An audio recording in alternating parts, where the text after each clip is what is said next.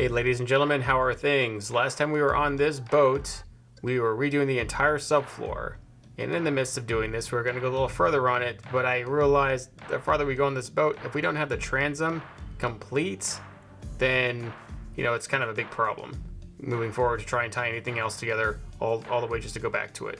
So thinking about everything, I finally kind of figured out what to do. And just for reference, we are using the Insta360 1X2. I'm going to be using it a little differently than what most people use it, which is for action cameras and smartphones. I'm going to be using this as a standalone camera that can follow me everywhere. And that's like having your own little film crew around you, only you just have one deal. I've got a lot of crazy rigs. I've tried a lot of things on this channel. I have yet to try a full 360 camera that can do it all. And I need something to honestly replace my GoPros. The farther down that they continue to decline in actual quality, I need something that's just going to be better. And this thing can actually do a 360 pan at all times. You use the software to just kind of frame wherever you want and frame for it to transition in and out, side to side, up and down. So no matter where you're at, you can really get some pretty good filming.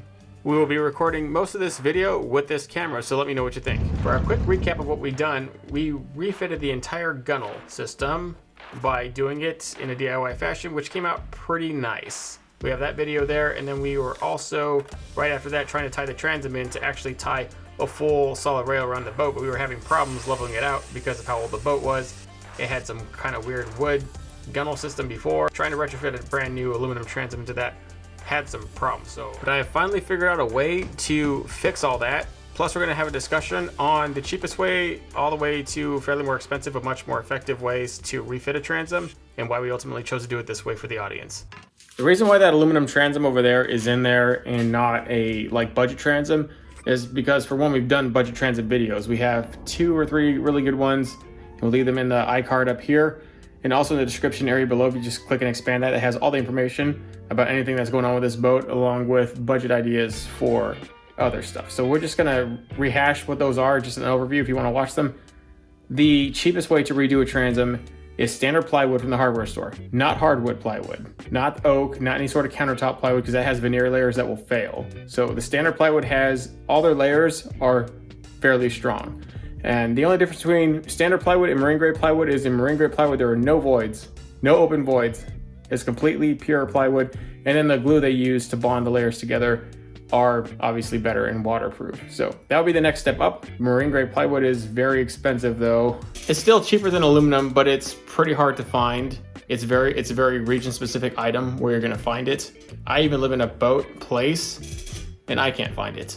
But that would be the next step. That, and then I would use a true marine resin. So we'll talk about sealants here in a second. And then obviously above that would be an aluminum transom, which theoretically, if done correctly, would last forever. Bigger reason why we're adding an aluminum transom in here is because this is going to somebody and we want them to have the best version of a tiny boat while still maintaining budget. But we're gonna talk about budget ways.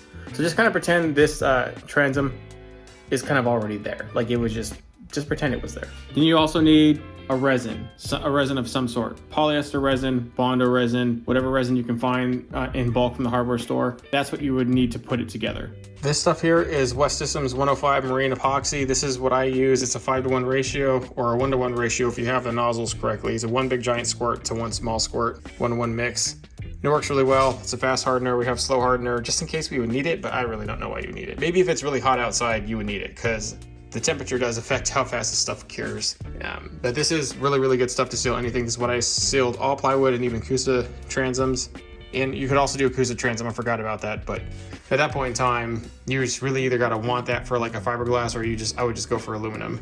Definitely epoxy. There are different levels to epoxy. There's levels to it, but any sort of real tight resin that soaks into the wood and then re-soaks, and you give it a few layers, that gives a pretty good layer. The transom will last quite a while. Down here we have paint. We use Rust-Oleum to kind of seal decks and seal lids that were wood, but it's just not going to be sufficient for transoms, not in any way. Unless you have to glue the transom, you have to glue it together. You have to put it together with resin. Because you're going to need a 3/4 inch sheet of plywood, and then you're going to have to double that up and then stick it in there. That's how you would do it. There's that, because most standard transoms are 1.5 inches or 1.25 inches, or just slightly under 1.5 inches thick. And that's how you would do it. You have to get that, and then you have to fit it. And if you get them, you see them, they're just one big giant stack of plywood. Most older treated plywood transoms are just thick plywood. I don't know if they got that standard or if it's glued together, like very much how, but it's pretty much just bonded layers together. But I would absolutely gut the transom first. There's no point to really do a whole lot of work on your boat unless it's fairly new and you know the transom's good. But most of the time, if you gut that wood transom, you stick in a better one. It'll make all modifications to your boat much better, and it'll give you just that security, the worthwhile, that everything you're gonna do to your boat is worthwhile because you have something that's gonna last a while. Okay, so first things first, we have to level out this transom without making it too low. And part of the way we're going to do that so it fits with the gunnels is we're going to trim that top. We try to trim it and bend it down, but then we found that it has this top layer to the very back of the transom that's higher than the gunnel rail that doesn't need to be there. So we're going to go ahead and trim off that in the boat, but we're going to go ahead and size and retrofit the transom to where it needs to be just on that section. And after we have all that cut, the transom will finally meet the height of the gunnel rails, and then we can actually make the end caps to where it fits correctly. We're also going to have to trim the inside of it, but not until after we've got this part leveled out, and it will be a minimal trim. And the back of that is not level anyways. You can just visibly tell there was some tomfoolery going on when this thing was initially built. Alright, so that's my final move on the trans. I evened it out. It had this weird odd lip. I think that was for like the wooden weirdness, but it was really hard to cap that because it was like that. And so in doing this, I think we now have a viable option to safely go crest and cap the boat and do it the right way versus how it was gonna have to be done, which was really gonna stink for us. That's how we're gonna pull it off. This top capper here, I'm trying to use this so we possibly can, it's actually gonna be even better over here. Well, it's still short on either end. That kind of stinks. We'll probably have to rebend one like this. But that exact angle, nice little crap there. And then we can add something across. It's just gonna miss it. SOB. Well, we tried. Well, I got some other stuff we can bend in much the same fashion. So this is just a little trial run. But we just bent this with a brake. And we can weld the seams, or we can just put a bracket inside there and then rivet or bolt through the seams to connect it, which seems to be the more DIY doable out of your garage way. Now that the transom is in place, we're going to go ahead and level and smooth out the parent aluminum so that when we go to fit the top cap on, it kind of just slides on. It doesn't bind against the aluminum or damage the parent hull. We widen out the edges ever so slightly, that way it just fits on better. We go ahead and we cut it to fit. If you get really nice, you can just get it perfect to where all angles meet up. I didn't do that. That kind of just it was working, and I was like, well, let's just keep going. But we did it. You can also do it the way we're showing you right now too. So cut it off piece by piece to angle down the sides, to the front, to the left, to the right, into the middle, and then the angle pieces, you can also just cut and retrofit however you're going to do it. Make sure to use a rubber mallet when seating down the top caps. I have to lightly tap and bend it and reshape it to fit with the mallet, but once it's on and it looks pretty clean. Now for the angle brackets. If you cut this perfect, you can make it all fit flush, which you'd have to do some pre-measuring at first. Because of how I did it, we're going to have to cut that overhang, but that's not a big deal. The bigger deal is trying to figure out the gaps. Now again, you're going to need to countersink rivet this directly to the top of the transom to make it, flush and stay there. But for those gaps, those hideous gaps, and for everything else, we're going to go ahead and braze. Now, I have not brazed aluminum in a long time because in practical applications, there's just not a whole lot of stuff for it in terms of what we do. It's only in very specific instances such as this to where it makes sense. So what we're doing here is we're trying to heat up the parent metal to, I think, just under 800 degrees, which this is a lot of aluminum on top of aluminum. So it's going to make it a little hard. You got to heat up that plus the whole transom. Plus it's a little cold outside and windy, which is flaring out the flame there, and you can see that. And so we're just moving the flame out of the way every so often, and we're checking until the rod starts to melt by itself, not directly under the flame. I'm not holding under the flame. It looks that way in the film, but I'm actually moving it off while still keeping it on the aluminum to try and keep the temperature there. And the rod will melt at 786 degrees or something like that. These are aluminum brazing rods from Harbor Freight. They're pretty cheap and available. You can also check out Muggy Weld. They have some better stuff, and their stuff actually comes with flux, which will help with oxidation and any sort of contaminants. It'll help deter any of that. The difference between brazing and welding is this just bonds to the surface. That's the best bond to the surface. It will outdo any epoxy or equivalent to it. Now, we could have gotten away with some thickened marine epoxy that would have just bonded to the curves, and we could have sanded and primered over that, and probably would have just worked just fine, because again, this is only a cosmetic deal. We're not actually trying to join this for structural integrity. The rivets will hold the top cap down for structural integrity. But in terms of getting a metal to metal finish and something that's a true bond, once you put this on, you can try and scrape it off with, pliers or a scraper or a razor blade. It will not come off. Like, you can try and grind it, and you'll grind right down to the parent metal trying to get it off once it has a complete nice bond. You're gonna have to go at it with a wire brush, and I found that after a wire brush, going lightly over it with some rubbing alcohol and a clean little paper towel, or a clean shop towel, going over that to take off the rest of the residual contaminants left from the brush actually gives you the nicest, cleanest bond surface. The bigger thing is trying to get it vertical. Right now it's looking like crap. Right now it's cold outside with a slight wind gust, and trying to braze in cold weather is terrible. Another thing that would have helped is if I would have went in there and remembered to do it, got some V channels, kind of cut a V groove inside there. That way there was a place for the brazing material to kind of sit in there. Also, remember, these brazing rods are like a 70-something% zinc, and zinc is very highly corrosive. Zinc is what people use in sacrificial anodes so that corrodes before their boat motor or boat hull does. So know that if you're going to use this to bond it, be ready to primer and paint it. That way it stays, and just make sure you're gonna have to seal it. Otherwise it'll start to corrode and you'll see it. It'll turn black and it's not great. So I definitely wouldn't use it underneath the subfloor for any applications like that. I would try any way to get around it. Alright, so you can see the obscene amount of booger welds. It looked like somebody sneezed on it. It just had so stupidly I did it outside, and there's a little bit cold outside with the wind gusting on it, and so that constantly changed the temperature. But I'm gonna move it in my garage and move my boat out, and it's gonna be in here, and then we'll do the other side. But really, it's an obscene amount of heat. Standard propane is the minimum you need. You really would need MAP gas, or an oxy-MAP combo would be substantially better, honestly. Oxy-MAP combo would be way better to do this with. But really, it's the fluctuating temperature and the stupid little breeze we got. It's actually very nice outside, but it's a stupid breeze. Man, it's full moon. I'm gonna go fishing. I have to take a break from this. I gotta go fishing. But just always saying, I'm not too bad with this. We were able to still pull it off. Dang it.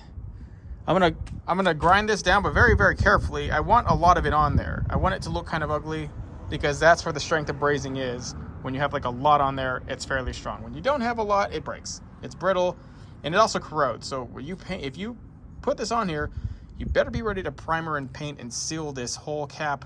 I've stirred away from it unless I absolutely need to use it. Like right now, I absolutely need to use it. So that's why we braze today. That's the only reason why we braze, or we just would not ever do this. I mean, rivets over brazing 100%. Okay, so now it's in my garage. You can clearly see the bulk majority of it here, which we're going to try and grind down and get to just a better looking fit, while still not grinding so much away that it becomes brittle and it does what it's supposed to do. I later found that the die grinder on a low setting was the best way to shape this stuff. Otherwise, it was fairly tough to shape. Because I knew it was going to look bad, I layered as much on top of it as I possibly could before it would start running vertically and splashing on the ground.